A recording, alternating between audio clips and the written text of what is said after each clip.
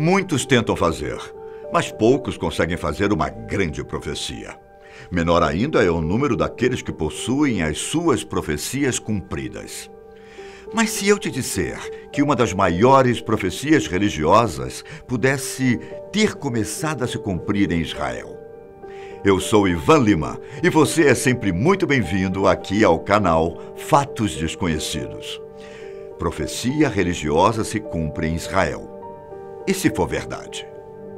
No final de 2018, uma cobra entrou em um templo judaico na parte voltada para as mulheres e virou uma notícia que causou apreensão em muitas pessoas. Vídeos e reportagens sobre o acontecimento inundaram a internet e as redes sociais israelenses. Talvez, para você, isso possa ser uma notícia comum. Afinal de contas, no Brasil, animais invadem casas, lojas e até mesmo igrejas com uma certa frequência.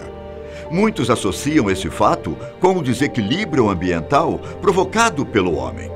Com a falta de habitat natural ou mesmo com a escassez de alimentos, muitos animais acabam recorrendo à cidade em uma atitude desesperada para sobreviver. Mas em Israel, essa notícia da cobra invadindo o templo mexeu com uma grande quantidade de pessoas. Não porque elas estavam preocupadas com o meio ambiente, mas sim com uma antiga profecia. Profecias são coisas que mexem com a cabeça das pessoas. Provavelmente porque ela lida com algo que sempre nos preocupa e ao mesmo tempo nos faz criar expectativas. O futuro. Como ninguém sabe ao certo o que vai acontecer, por vezes a expectativa se torna ansiedade e a ansiedade, um medo. O desconhecido pode trazer insegurança. De certa forma, as profecias existem para preencher essa lacuna. O mais interessante sobre as profecias é que elas não são necessariamente literais. Por vezes, elas são feitas baseadas em alegorias. Só que, no caso, o animal apareceu em um dos lugares mais sagrados para os judeus, o Monte do Templo. Esse lugar também é conhecido como Nobre Santuário e está localizado na parte antiga da cidade de Jerusalém. Segundo a tradição judaica, esse local teria sido escolhido pelo rei Davi para construir um templo no qual fosse abrigada a Arca da Aliança, que continha os 10 mandamentos de Deus que foram passados a Moisés. História bem semelhante ao que o cristianismo também prega. Ainda conforme a tradição, Davi não chegou a ver a sua obra pronta. Ele morreu antes disso. O término, então, ficou a cargo de Salomão.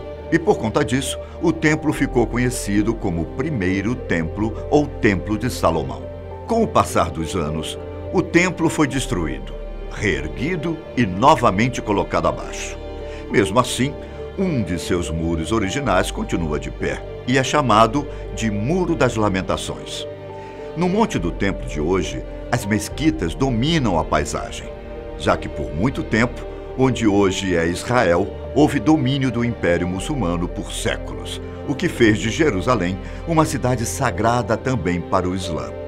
Mesmo assim, ainda há espaço para os judeus e cristãos irem orar por lá.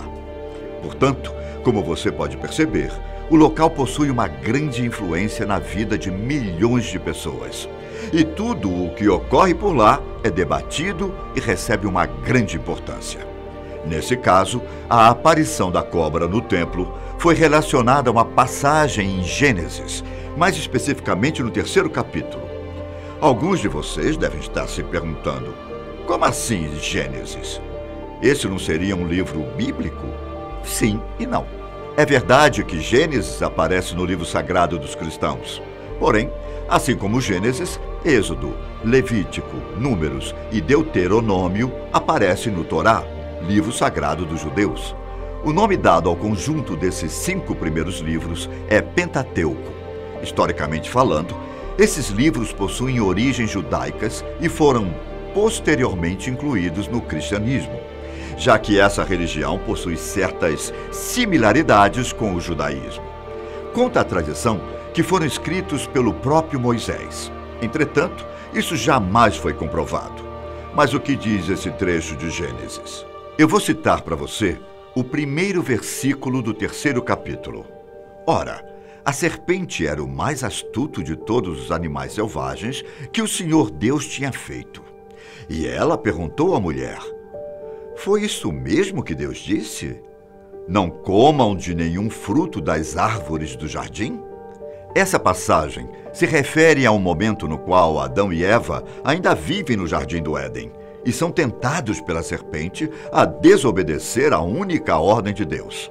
Após ter sido convencida a comer o fruto da árvore proibida e comê-lo junto a Adão, Eva e seu companheiro foram punidos por Deus. No caso de Eva, a punição seriam as dores no parto e o sangue menstrual. De acordo com a tradição judaica, essa punição, considerada por muitos até como uma maldição, irá desaparecer no momento em que o Messias der o início à era messiânica.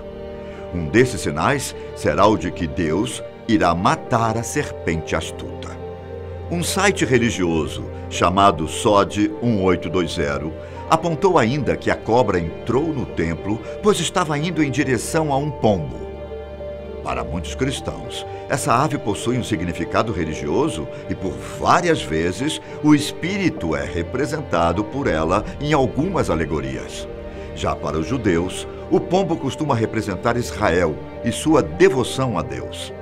Segundo a crença judaica, o pombo é um animal que representa a fidelidade, muito por conta de várias espécies de pombo terem apenas um único parceiro em toda a sua vida. Ou seja, Israel seria tão fiel a Deus como um pombo é com o seu parceiro. Além disso, eles utilizaram a gematria para tentar explicar o que poderia estar ocorrendo. A gematria é uma espécie de numerologia. Como o próprio nome diz, a numerologia estuda os números, mais precisamente a simbologia que pode vir a estar por trás. Segundo numerólogos, por meio dos números, que por muitas vezes são associados às letras, com cada letra representando um certo valor, seria possível ver características das pessoas e até prever o seu destino. Oficialmente, cientistas classificam a numerologia como uma pseudociência, ou seja, não há uma comprovação científica de que ela realmente seja funcional. Porém, neste caso, estamos lidando com a fé das pessoas. E nesse âmbito, é muito difícil afirmar que algo é ou não verdadeiro. A gematria é muito conhecida como numerologia hebraica, mas ela não está totalmente associada com a numerologia padrão. Ela se volta um pouco mais para o ramo da fé judaica. De acordo com esses estudos da gematria, a palavra cobra possui o mesmo valor que a palavra Messias. No caso específico, o valor de 358. E isso seria o sinal de que o Messias poderia estar vindo. Uma outra interpretação a respeito desse acontecimento vem de uma referência do rearranjo das próprias letras que formam a palavra cobra em hebraico. Se ela for rearranjada sem perder nenhuma letra, ela vira a palavra peitoral. Os sacerdotes do grande escalão no judaísmo sempre usam um peitoral no qual estão incrustadas 12 pedras preciosas. Cada uma delas representa uma das 12 tribos originais de Israel. Você até pode pensar que esse fato da entrada da cobra no templo como um fato isolado e talvez um exagero por parte das pessoas. Entretanto, recentemente, outros acontecimentos foram interpretados como sinais a respeito da chegada do Messias. Todos eles no Monte do Templo. 4 meses antes da serpente invadir o local das orações, uma pedra que pesava centenas de quilos acabou caindo, sem nenhuma explicação lógica. Por sorte, ela não feriu ninguém, todavia foi tida como um sinal por parte dos fiéis. Pouco tempo depois, um fato bastante comum aconteceu. Uma grande névoa branca subiu do solo logo após o nascer do sol do último dia de um dos feriados sagrados dos judeus. Segundo testemunhas, a névoa ficou alguns minutos em volta do domo do templo e desapareceu. Diversos veículos da imprensa reportaram o acontecimento e até uma foto da nuvem foi tirada. Nesse caso, esse fato foi interpretado como mais um sinal. No livro sagrado dos judeus, Deus afirma que irá dissipar o pecado dos humanos com uma nuvem. as transgressões como névoa, desde que todos se voltam para ele e assim tudo seja redimido. Por outro lado, existem aqueles que veem nas profecias uma maneira de chamar a atenção ou de fazer com que pessoas temam ou sigam algum tipo de doutrina ou religião. A queda da pedra, a névoa no templo e a entrada da cobra são apenas uma série de acontecimentos isolados que de jeito algum possuem uma relação. A Escritura Sagrada teria sido interpretada como forma de justificativa desses eventos. Mesmo assim, a fé de quem acredita que esses acontecimentos foram uma forma de indicação do que está por vir continua inabalada. Será possível que esses sinais sejam realmente sinais da profecia, como dizem os fiéis, ou apenas uma grande coincidência? Só o tempo nos dará essa resposta. Mas e se a profecia for verdade? Eu vou ficando por aqui. Um abraço e até o próximo vídeo no canal da Fatos Desconhecidos.